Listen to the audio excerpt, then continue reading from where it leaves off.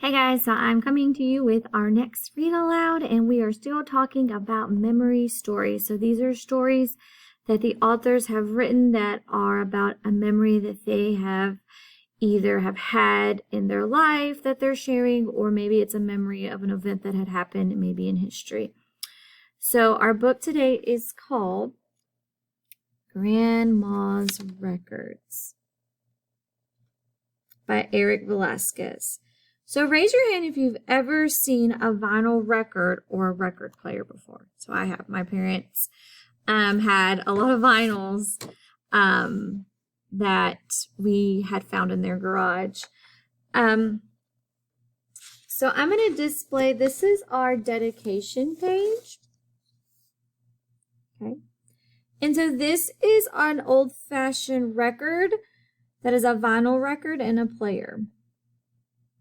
So in the 1960s, when this story takes place, records were the main way for people to play music at home. So how do you play your music at home? Okay, so back in the day, this is how people would listen to music and play music. So think about how do you play your music at home? Okay, so Grandma's Records. And guys, this is a fiction story, and it is a realistic fiction. So that means that this story could have happened in real life. Every year, right after the last day of school, I packed a suitcase with my cool summer clothes, my favorite toys, and a sketchbook. My dog, Daisy, and I were off to Grandma's apartment in El Barrio because my parents worked. Grandma's apartment was my summer home. From the time my parents dropped me off until the day they picked me up, Grandma wrapped me in her world of music. Sometimes she played a record. We would dance together. Other times she would dance alone and tell me her stories about growing up in Puerto Rico. When Grandma played a merengue from the Dominican Republic, her hips would sway from side to side. Her favorite salsa record played, and she'd say, "Just listen to the conga," while she played an imaginary drum. So look at the grandmother's dress.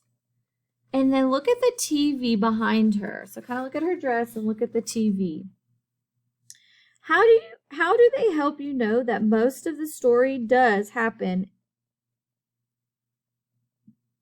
So how do you know, or how do the pictures help you know that most of the story does not happen in present day, that it happened in the future, the past? So kind of look at the style of the TV. That doesn't really look like what our TVs look like.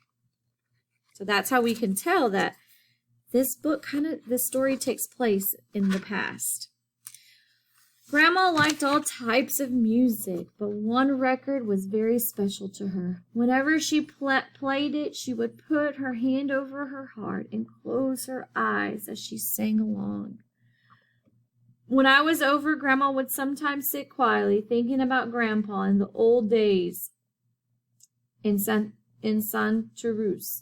her hometown. Sometimes Grandma said a song can say everything that is in your heart as if it was written just for you. So Grandma is saying something important about music here. Why do you think Grandma feels like the song was written for her? So why do you think she feels that way? Look at the expression on her face. This illustration really shows how strongly Grandma feels when she hears her special song.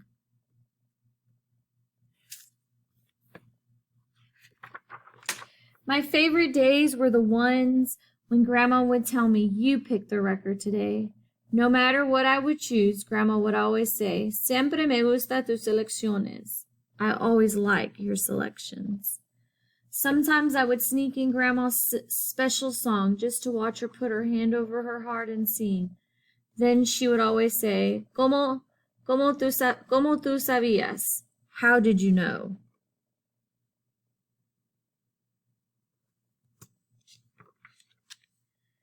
If it was too hot to go outside, I spent hours looking through all of Grandma's album covers. I'd picked out my favorites and make sketches of the art. As I drew, I could see the record covers coming to life and the bands performing right there in my grandma's living room. Grandma never went to any nightclubs to see her favorite bands perform. She was happy just to stay home with me and listen to her scratchy records. But Santa Ruz was home to hundreds of musicians, and she knew a lot of the people who played on the records. Grandma's nephew, Sammy, played percussion in the Rafael Contujo band, the best band in Puerto Rico. One day, when the band was in town, Sammy brought over Contujo and the band's lead singer, Ismael Rivera, for a surprise visit. Home-cooked meals were hard to come by on the road, and they couldn't pass up the chance to taste Grandma's famous arroz con gandulos.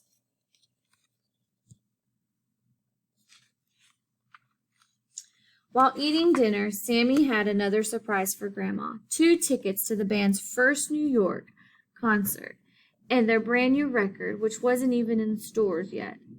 I raced over to the record player, thrilled to be the first New Yorker to hear their latest music. The next day, Grandma and I spent all day shopping for clothes to wear to the show. She even made me get a haircut. The theater was all the way up in the Bronx. We took the subway there, and Grandma was nervous during the whole ride. When we got to the theater, we walked past the long line of people and went right inside because of our special tickets. The theater was bigger than all the movie theaters I had ever gone to. So what do the words and illustrations tell you about Rafael Contujo's band? So it says, direct from Puerto Rico, Contujo y su campeón con Ismael Rivera. So what does the words and illustrations tell you about Rafael Contujo's band? Look at the line. Look at the line of people. One night only, a wonderful stage show. It must be really popular with the long line. The band made a spectacular entrance. Suddenly, the theater went dark, tiny lights glittered, and loud sirens filled the air. I hear my grandma gasp, "Ay, Dios mío! Oh my God!" She thought something was wrong. The darkened stage seemed to fill with people running back and forth in confusion. Next, everything went dark again, and a loud and steady conga beat began. Boom, bark, boom, bark, boom, bark, boom. Then the lights come on with a loud boom, and the band began to play the song El Bombón de Harina.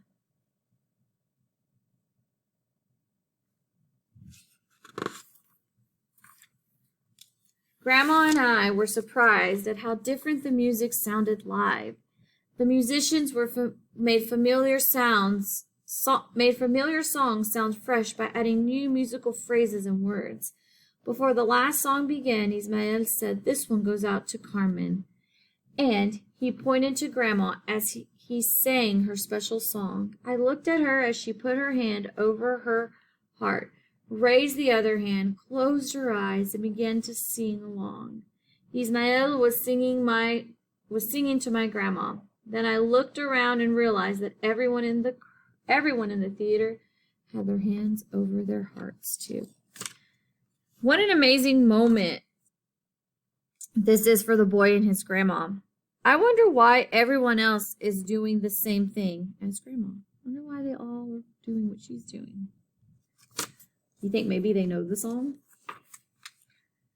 After the show, we went backstage. I asked Ismael how he knew about Grandma's song. He explained that the song was about coming to a new country and having to leave those you loved behind. People put their hands over their hearts to show that their hearts remain in Puerto Rico, even though they may be far away. Now I understood why Grandma's song was special to so many people. It wasn't just special to her. Over the next days and weeks, Grandma and I put on our own shows imitating Congo's band. Grandma wished such a special night had been captured in a recording so that she could listen to it again and again. But even then, I knew that a concert is so special because it leaves you with the memory of a magical moment in time. As I got older, I started bringing over my records to play for Grandma. Brazilian music, jazz, and even rap. She loved listening to it all.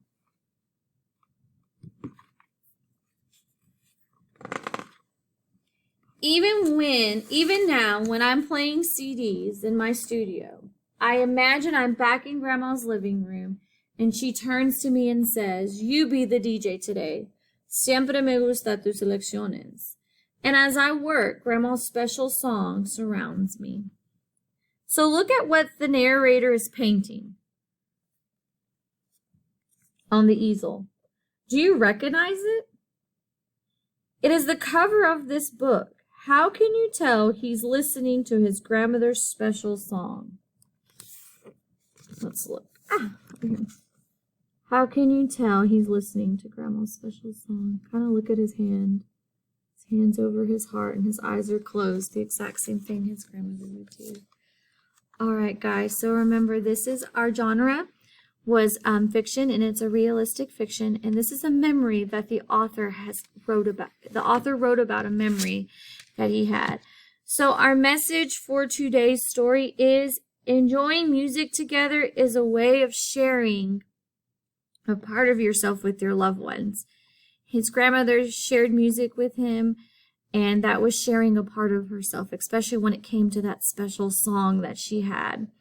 Music links you to your traditions and your past. Music can carry you back to special times and places in memory. Okay, so love the book. I think this was such an awesome book.